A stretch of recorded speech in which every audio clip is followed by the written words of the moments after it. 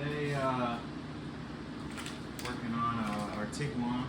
I'll show you how to replace this AC control valve that's in the compressor. These are found in a lot of Volkswagen, Audi, and Toyota, Lexus compressors, at least that I'm aware of. Probably other brands too. These are a clutchless compressor, and it uses this valve. It's about 20 bucks online. Found it on Amazon. That's the part number of this one, at least for this model. This is a 2014 Tiguan R-Line. You find them on a couple different types of Volkswagens, either with a Sanden or this one's got a Denso compressor. Unfortunately, you do have to take out all the Freon or R134A. I'll probably call it Freon a lot. It's just a short name. It's a brand name. Some people will say, there's nothing called Freon anymore. Freon, they stopped making it. Well, you're wrong. Freon's just a brand. The Kimor, I don't know how to pronounce the name of that company. Kimors. I want to show you just the tools you're going to need to get started on this job. Really, I'm kind of going to do this video as two different kind of parts because I want to show people the simplicity of how to recharge your own AC, but also how to replace components that require you to discharge your AC as well. So these are just some Harbor Freight manifold set. That's what I got hanging off the hood up there, right up there. So you can buy these at really any Harbor Freight. They got them at the parts stores too. Another tool you're gonna need, they rent an electric version of an air pump or a vacuum pump at the part stores if you don't have access to an air compressor. If not, you can see it doesn't fit in the box. I've kept all the boxes so I can stack, the stuff in the basement up and keep it, because these tools come in incredibly handy. But this is a pneumatic version, so when you get that out, it's going to make a lot of noise. But it comes set up for connections with R134A. And then I just use a digital scale that'll read in grams. It's just simplest that way. So we're just going to have that. And then this little piece here. So this screws into the can. Here, let me take this. This can's almost empty anyway, so it'll be all right. There's a little bit of pressure in here still. So this can, I'm gonna let release within this line.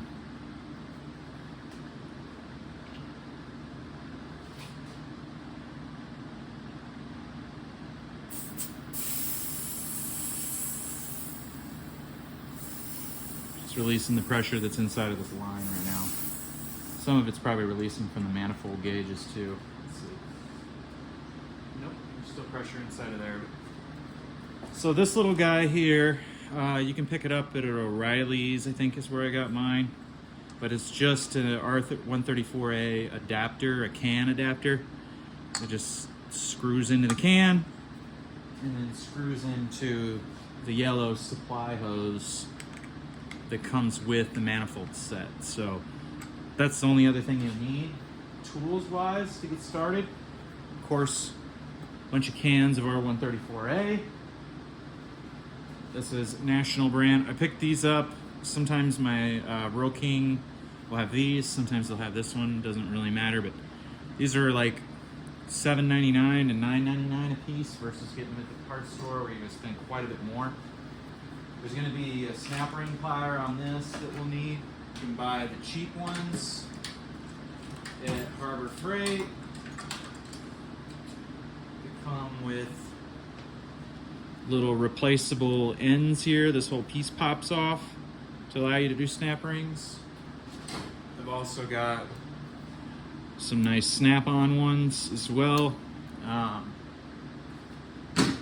Found the cheap little Harbor Freight snap ring pliers to be alright, but sometimes they just don't work on really stout snap rings, so we'll see what this one's like when we get there. You want to find your service ports, and your service ports are going to look like this. So This is the high or the low side because it's a larger diameter line. And then this smaller line has a cap right here, and this is going to be our high pressure side. So low pressure, high pressure. We're going to take our high pressure connector.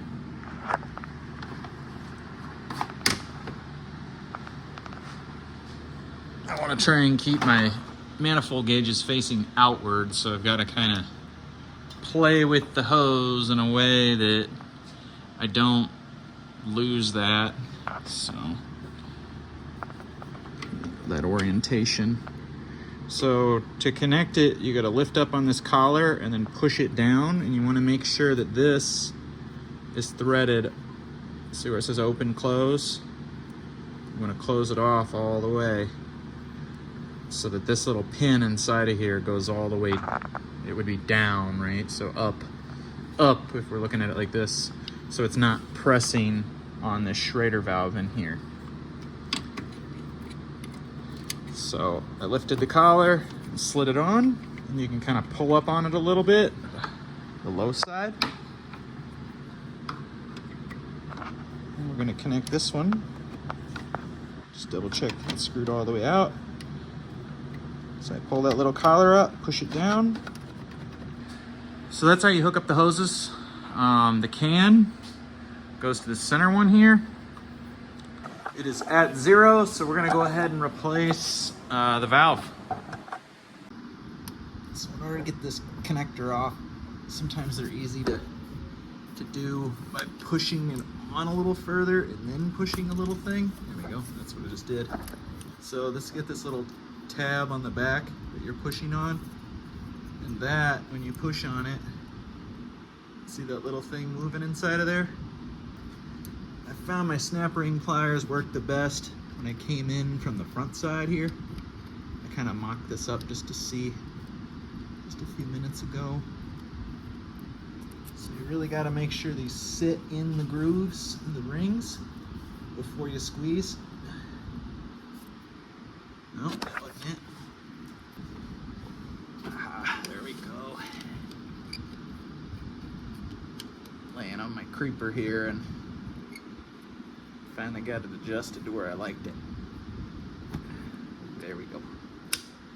Okay, so I got it part way out. So as long as it's part way out, you can take a little flat blade. You have more access. Take a little flat blade and get it in here. So I'm gonna put my finger on the bottom side so it doesn't fly out. Got it out of the groove, I can usually take a flat blade and pry it the rest of the way out.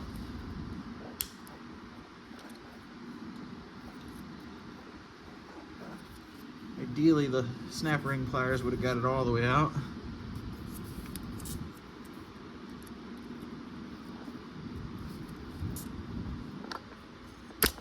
There we go. So I just kind of rocked it out of there. So. All right, so now this little puppy should just kind of be able to grab, and you can kind of see it moving right like that. See it moving. So I'm gonna kind of make sure it moves. I'm gonna rock it back and forth, and I'm pulling it towards me at the same time, trying not to shoot it across the floor like I did, but I did. All right, and the next thing you want to do when you look up in here is look for any little metal shavings. If there's tons of metal shavings, well, your job just got bigger. You're gonna do a compressor. I don't see any metal shavings on mine, on the valve. You wanna look inside the little orifices on here as well. Really wanna just look everything over and make sure there's no metal shavings.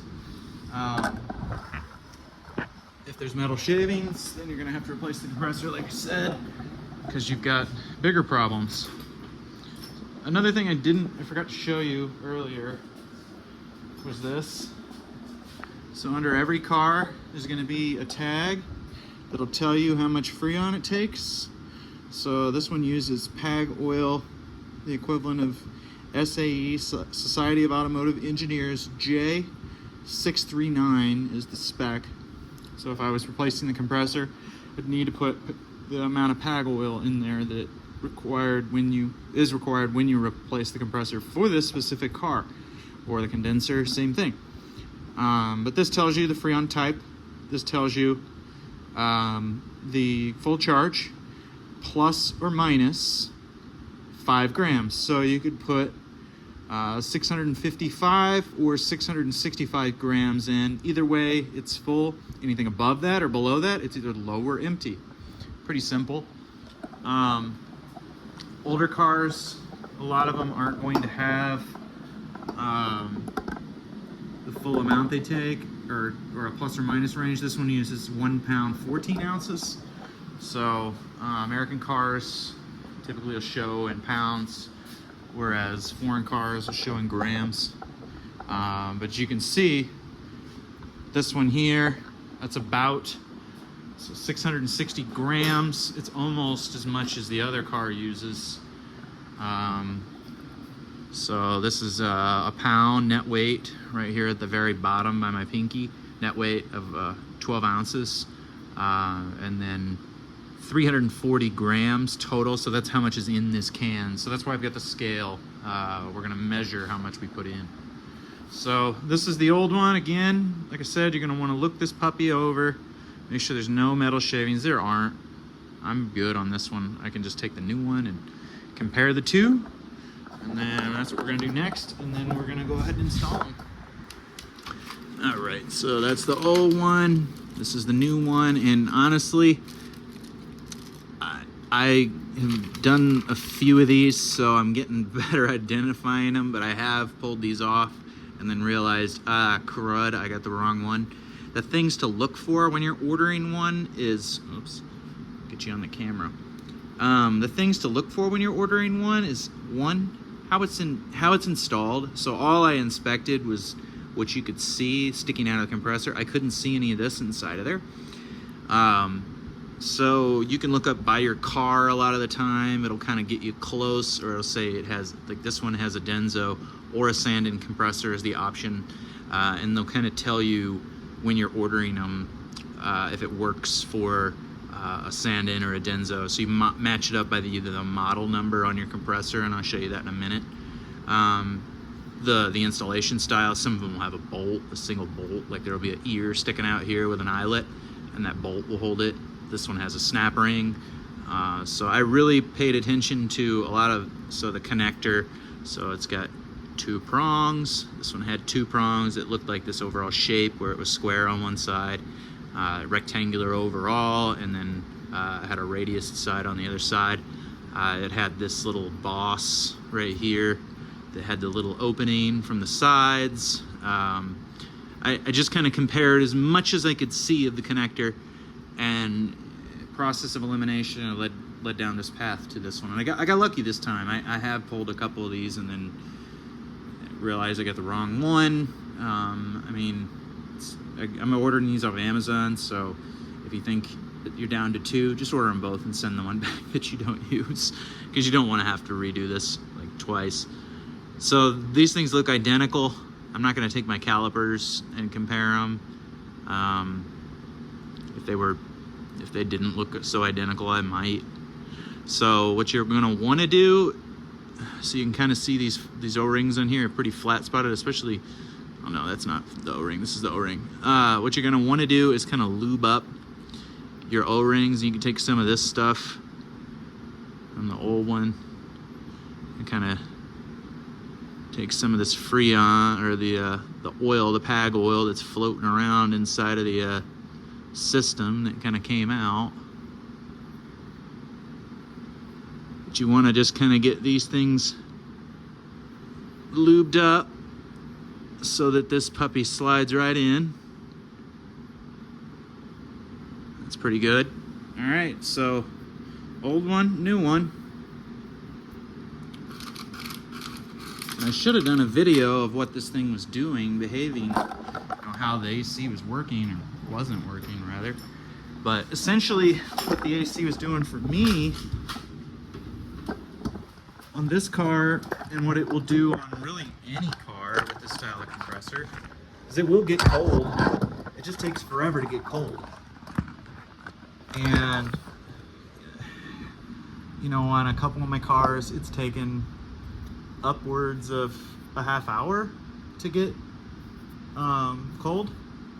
So you can see I have a little bit of fluid too dripping. It's not a whole lot. It's going to amount to anything I could add if I wanted to. I don't have any of this compressor oil, unfortunately, or I would. So this thing just slides right in, and you want to push it all the way in. So it's going to have to, that's why we lubricated the O-rings.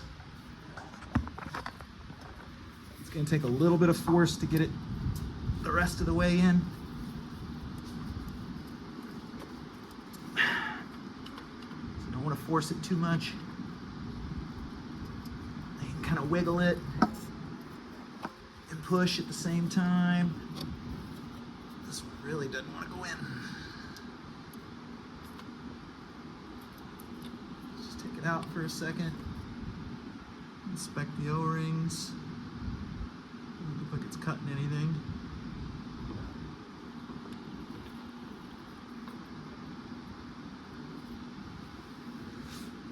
Anyway, what these systems will do when this starts to fail is it's slowly bypassing the Freon, or doing it too much. It's the main thing that you're going to notice is after about a 30-minute drive, yeah, it gets nice and cold, but it takes a good 20-30 minutes for it to get super cold. This, after I change this, I'm confident. I mean, I've done it on this car, or I haven't done it on this car. I've done it on my Passat. I've done it on a Jetta multiple times when I own that one. It would literally, I'd get on the highway and 20-30 minutes later it'd be blowing ice cold air and I'd have to turn it down. But I'd get in on a hot day and I'd be leaving the parking lot, going to get on from work, going to go get on the highway, and I'm rolling with the windows down because it's so hot and the AC's on, but it's just not cooling off. It's taking forever, right? Finally it gets cold, you're good. Place this thing, and before I even pull out of the parking lot, it's blowing ice cold air again. So that's kind of what will happen on these. So right now I'm gonna try taking this and just kind of hammering it in because it's not wanting to go in. This is a brass punch. I don't want to hit it too hard, crack anything. So you can see now the groove where the snap ring is going to go. So all I had to do is just give it a good love tap to make it go in all the way. Now I'm going to take the snap ring pliers and just kind of get it on my snap rings, the ring on my pliers rather. You want to make sure these puppies are fully engaged on the teeth there. You see, they're kind of barely, you don't want them protruding through, you want to kind of flush. So I just kind of shove it on. I'm doing this off camera because I'd have to keep moving my camera around. But anyway, you want to get them engaged enough to where when you go to squeeze this like this, it doesn't go shooting across the room on you. All right, use some 45-degree heads on them.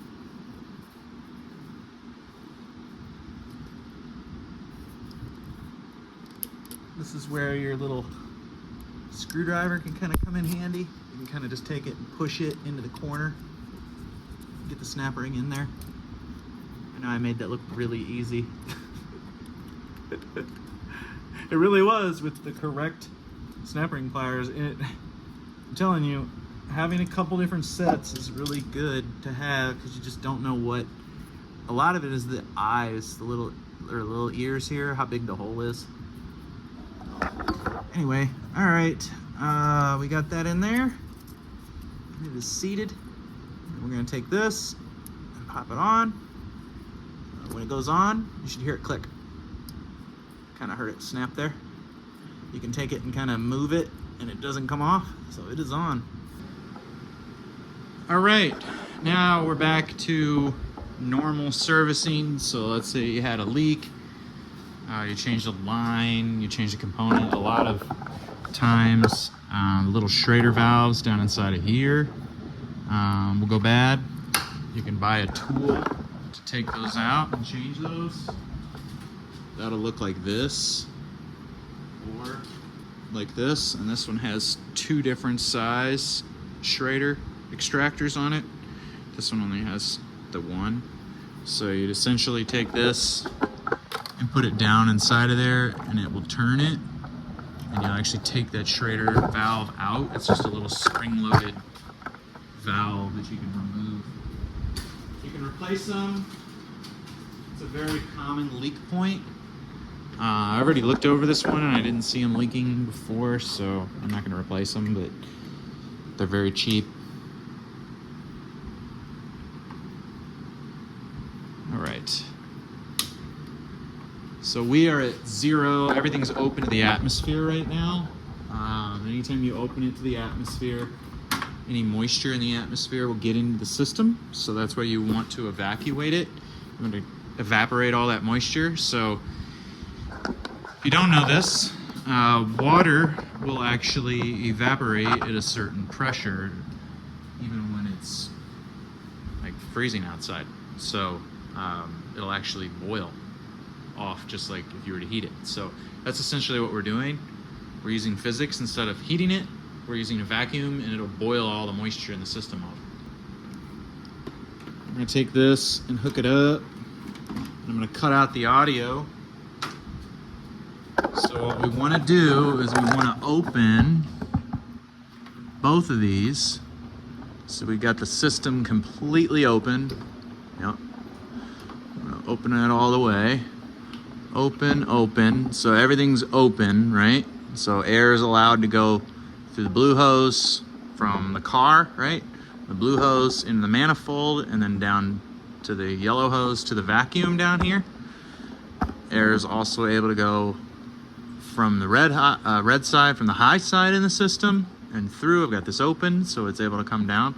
So we're gonna put it all in vacuum, and then I'm gonna close this off because I really don't want this going and hitting the needle, a little stopper here.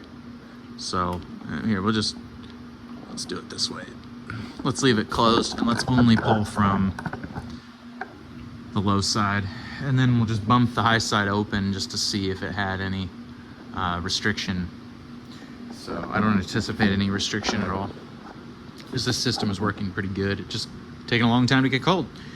All right, so I'm gonna kick this on. It's going to get noisy again, so I'm gonna cut the audio. I'm just gonna kind of point to stuff. But essentially what we're gonna do is we're gonna try and take the system and leave it with a vacuum on it for a while.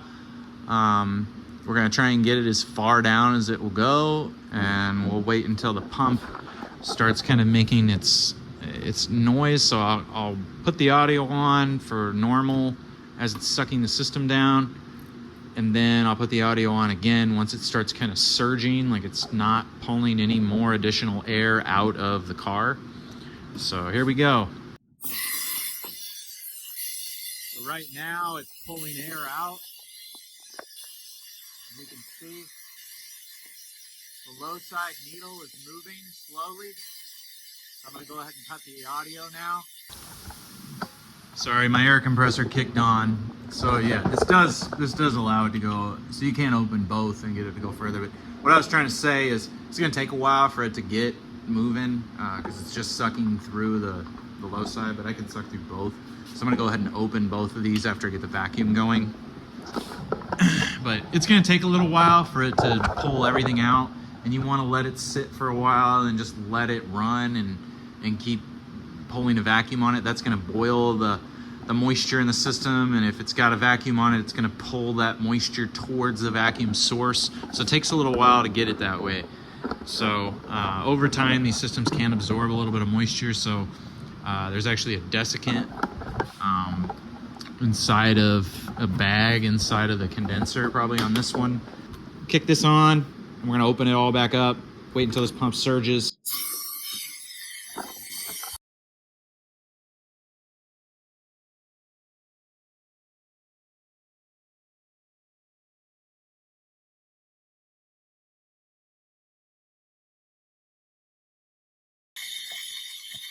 So you can kind of hear the can,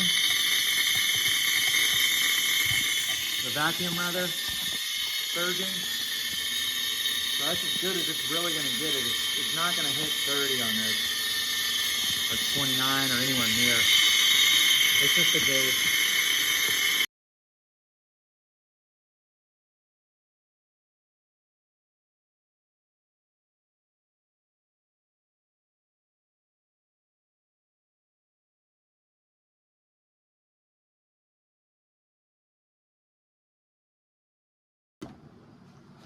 All right, I've let this run about 20 minutes or so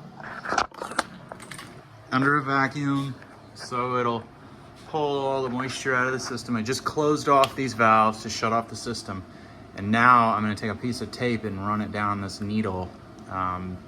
Give it a minute to stabilize here. I just want to check the whole system for leaks. I'm going to check it with a vacuum. It's best to check with pressure, with nitrogen. I don't have any nitrogen, just pressurize it.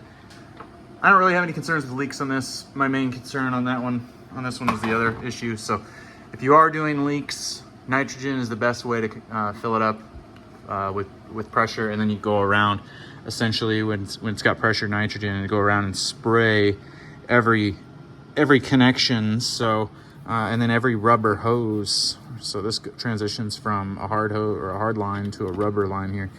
These hoses will actually deteriorate, and they'll leak too. They'll permeate, leak. So you basically want to go over every single little bit of the system and spray it with soapy water when it's under pressure.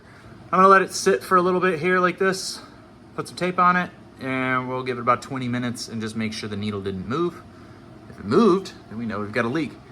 It could very well be, though, on your manifold. It could be any of these connections, the O-ring inside of here, this connection, and the O-ring inside that makes that connection possible.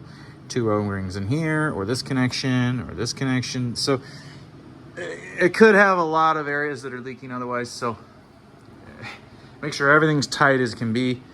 This is shut off right now, and this just has atmospheric air going to the manifold right here. But these are closed, so they're closing off the system right here, going up into the valve. So all we can read is here and here. This is all off of the system. When you tape this, you just run a piece of tape parallel to your needle. If your needle falls off of that parallel line, you know you've got a leak. So you can put a piece of tape on either side of it too, and then if the needle moves out of the little window, then you know. So this works too.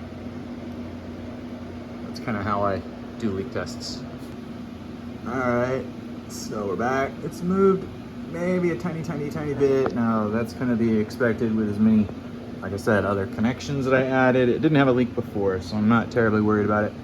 I am gonna go ahead and turn it back on though, and let it do another 20 minutes of vacuuming. So this is really the longest part, is waiting a lot on this. So all right, we vacuumed it down. We've got a can hooked up here now in lieu of the vacuum. So disconnect the yellow hose, reconnect the can. I'm done with the vacuum now. Got vacuum in the system right now. And what we're gonna do is open this can. First, what I wanna do is I wanna bleed the line that goes between here. So a couple different ways you could do this. You could get a shutoff valve right here, and after you have the vacuum set on it, you'd have your shutoff valve that would connect between the vacuum and this. So you would take it off with the shutoff valve attached to it, and then you would attach it to here. Or you can do what I'm about to do, which is this little fitting up here. I'm gonna take this, I'm gonna go ahead and turn the bottle on here. You can hear it hiss when it does.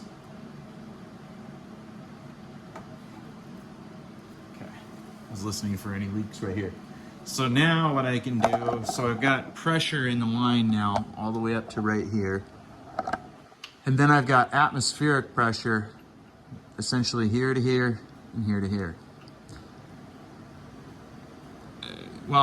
This is trying to fill up some of that. So it's smashing some of that atmospheric pressure with Freon right now. So I want to try and purge out as much atmospheric pressure that's stuck in here as I can. So to do that, all I'm going to do is turn this little knob. Sometimes you got to get the can upside down for it to put a little bit of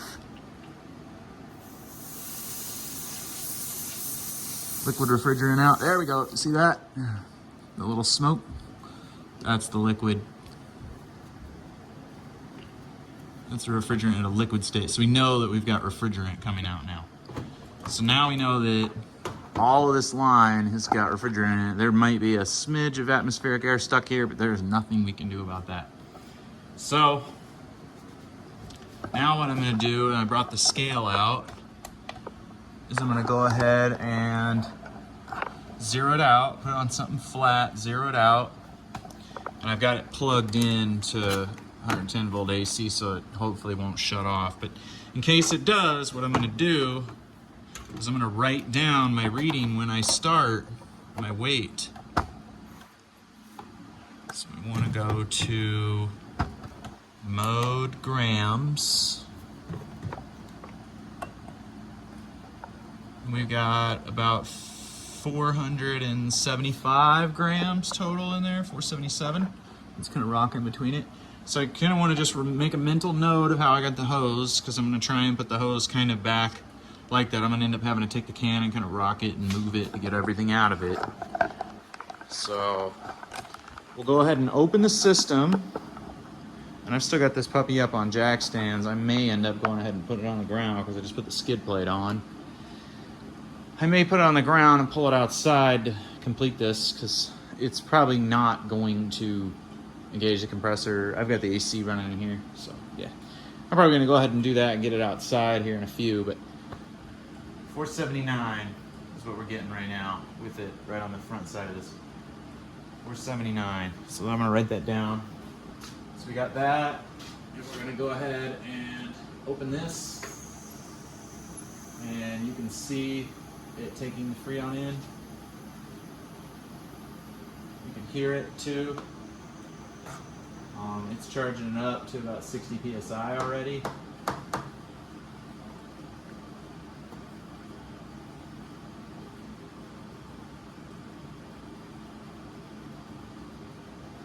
It's only going to take it so far before it needs the compressor to push the rest in. You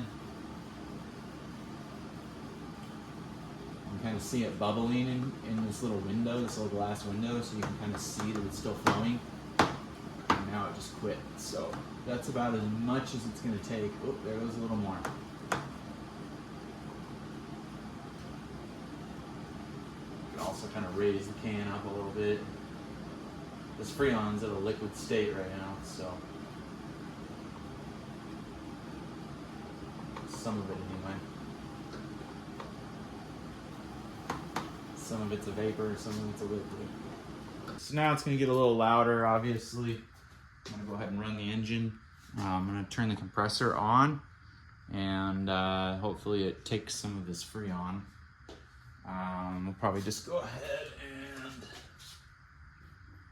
keep the bottle open so that it has a little bit more to suck in.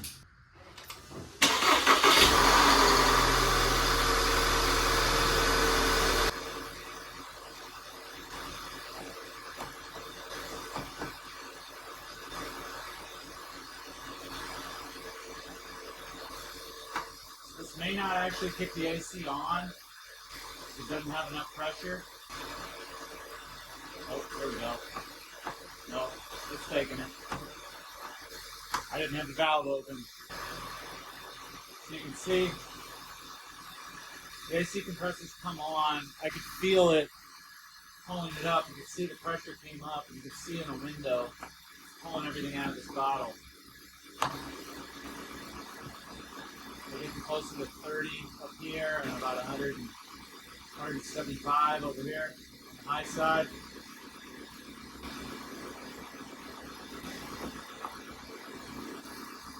can's gonna get really cold. You can see it's sweating.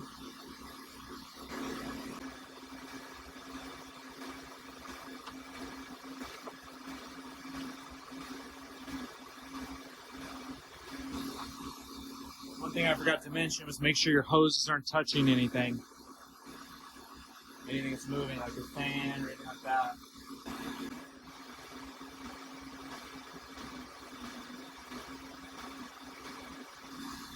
So the can weighs about 163 grams now.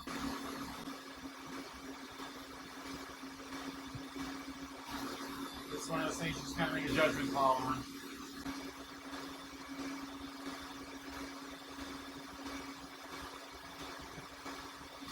It's not heavy enough to stay down on its own. I got 165. So just kind of weigh it a few times, kind of average them out in the head. So I put 314 grams in total, and we've got to go to 660, so I might need a third can. Alright, so now what you want to do is shut off the low side. So we want to take this can off.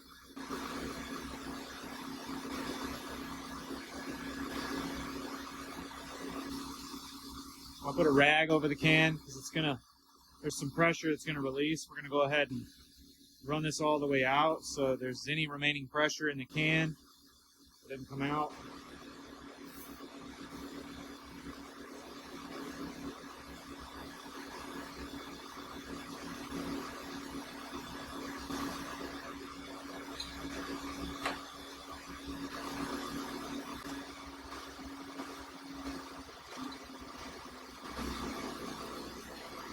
All right, so if you remember from last time, we're going to run this valve in, and these valves do like to leak right there, so you may have to replace yours eventually. I've replaced like one or two in 15 years, so I don't do this every day. So then you're going to want to purge this again.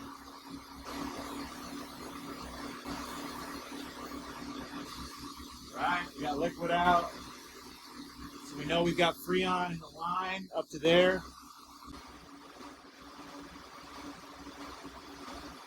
We're at 430.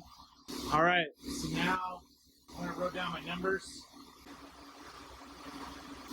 And we got that open. We've got this bled. We're going to open this up.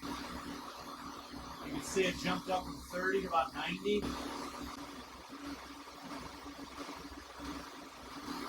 can see it in the gauge here. You want to be checking your hoses, just making sure they're not coming loose on you. This one I can feel loosened up on me. Now, I'm also looking at my pressures, my ambient temp too, so I'm going to take you over and show you that. We're at 35 and almost 200 already. I know it said you're supposed to put a certain amount in, but really all I care about is it blowing cold air now? So that's when I use this inside the cabin. I'm already getting cold air in the cabin. I don't want to take it up too far. So without the scale, this is kind of a balancing game. With the scale, we can get it to where we're as close as we can within reason. And a shop's not going to be perfect either. Don't expect those gauges at the shop to be calibrated. Don't expect a lot of things. A lot of these machines are 20, 15, 20, 30 years old or more. So they don't have the latest and greatest at every shop. So you can tell it's already getting very cold. Now, this is, the front of this kind of gets frostbite eventually, so the longer you set it in front of here, the lower the temperatures are going to be. If I can get my AC blowing where it's showing in the teens, it's cold. It's very cold. It'll freeze you out fast. So this does need a little more Freon. We're going to keep going, but I'm going to use these temperatures as a baseline to know whether I've gone too far, because if I overwork the compressor, it's not going to put out as cold of air. So I think the lowest I've got is like 25, maybe lower. I've probably seen some lower. Honestly, I'm just letting this thing sit in front of this thing to get as cold of a reading as I can. There was a 27. I thought I saw something. There was a 25. We got some in the teens earlier. Kind of hovering around that 30 to 25 range right now. Ooh, that's getting real cold. Where am I pointing it there? 15. That's another thing. You'll get colder air through spots. So this lower vent right now, I'm getting like 15. Ooh, 9. Good grief. Now, this isn't the real temperature. Again, this thing kind of gets frostbite after it's been sitting on it for a while. So I had already closed this up earlier. So I don't know what the temperature is right now. I'll have to close the camera for a second and look. Let me do that real quick. But this is an AC temp chart. You can Google this. All you have to Google is R134A temperature pressure chart. Tons of these will come up. Alright, so it is 95 outside. So our temperatures, and don't take this as just take it with a grain of salt. 50 to 55, 275 to 300. This will kind of tell you if you're getting like really high up there and you need to worry. So we're gonna go ahead and give it a little more from this can. Not a lot. Like I said, I was getting really cold temps already.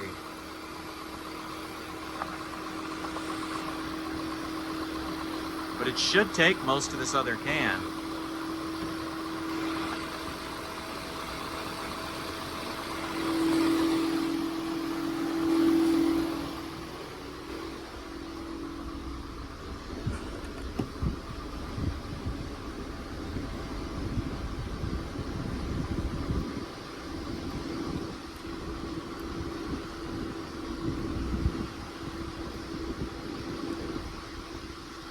So again, I gotta let this thing sit in front of it for a little while to acclimate to the cold.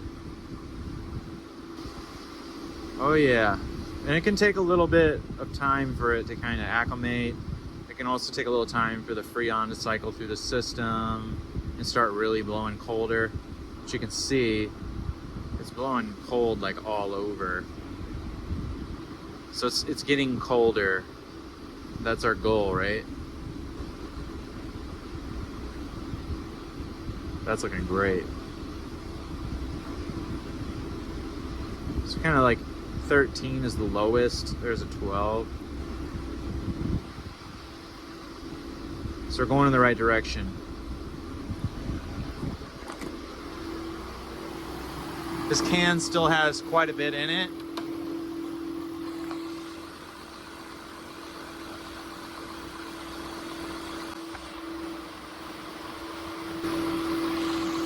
All I was doing there was shaking the can a little.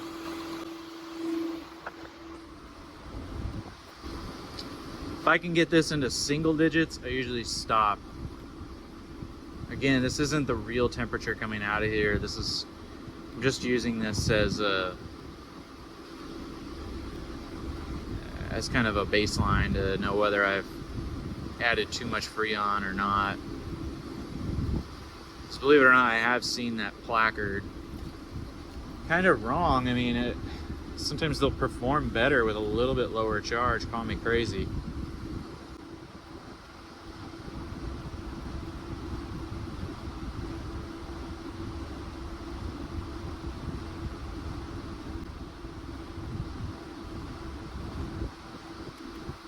It's getting hard to hold my hand in front of it. That's how cold it is already. So.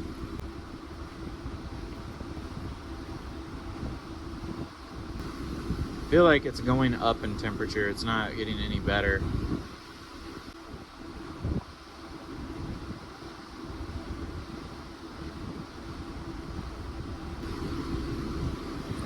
Let's see how much we put in there so far.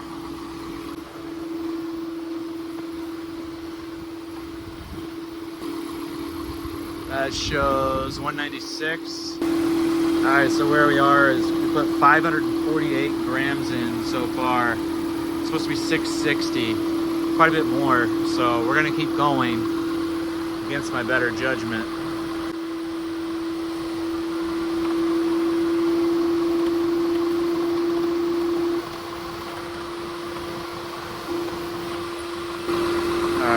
leave that open since it's not bumping up.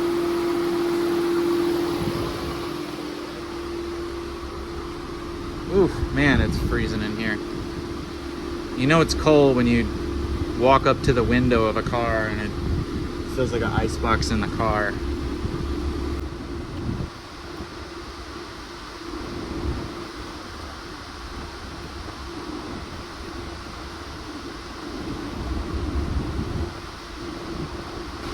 Well, these readings seem higher. Like it was doing better when there was less Freon. It's gotta take a few minutes for it to acclimate, really.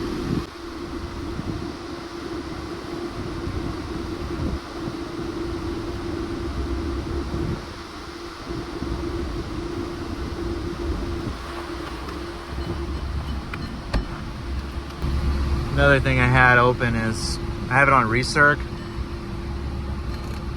I had all the windows open and everything.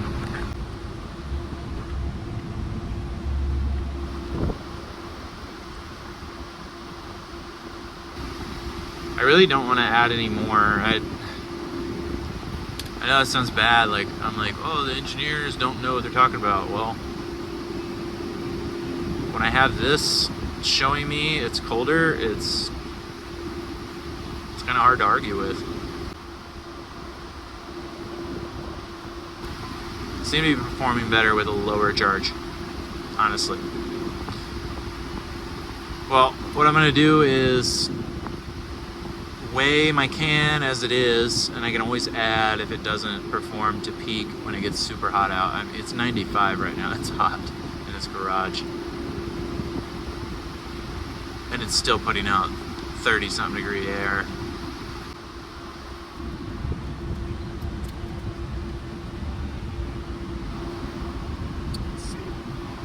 All right, let's go ahead and shut her off. Actually, I can't because I have that valve open to suck that can dry. Oh, this is like one of those things, you do one wrong thing and you're hosed.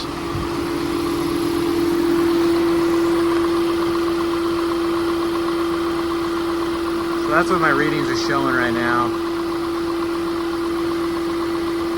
I didn't do it, but sometimes you can do a baseline before and then after, so you know exactly the same pressures that you had before. It's another way to do it.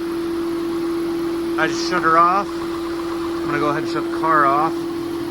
Shut this off real quick.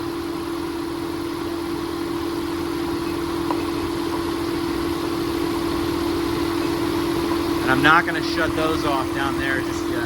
I'll show you why. Right now we got 200 PSI on the high side.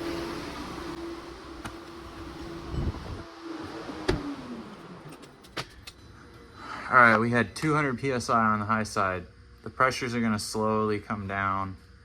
It's gonna make much less of a mess when I loosen this, when it goes pop, when it has that much pressure just in that little space. 200 PSI, it doesn't sound like a lot, but it adds up, so. All right, let's see what our can reading is. That's zeroed out. Oops.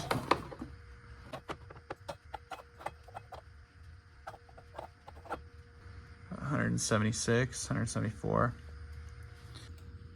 All right, so it said 660 was ideal charge for it. I put 570 in. It seems to be blowing extremely cold. I could put a little more in, but it started getting warmer. So, you know, sometimes they perform better, you know, with less Freon. I found it happen a few times, but it's not often. So, anyway, the pressure's down quite a bit from what it was. So we'll go ahead, and it's still gonna make a good pop on the high side when we do it. So low side, it didn't really do a whole lot there. These little things store right there.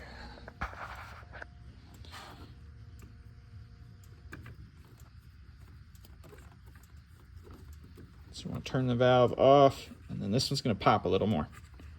I'm gonna put my hand over it so it doesn't shoot off. You heard that.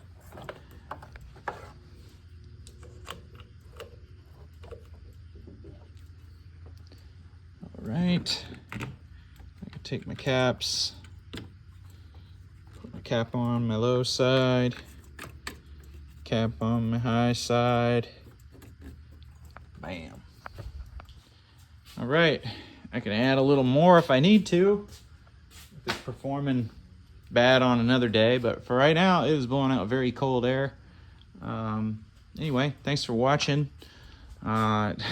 This one's odd enough that I did a video on the car that, you know, didn't take the amount.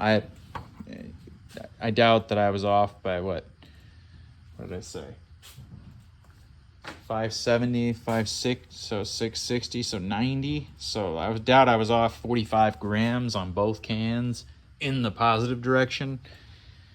You know, it could have been that. I'm not really sure, but either way, it's blowing cold air. Usually I'm able to get it within 10 grams or so. So this is kind of an oddball one. But anyway, thanks for watching. Take care.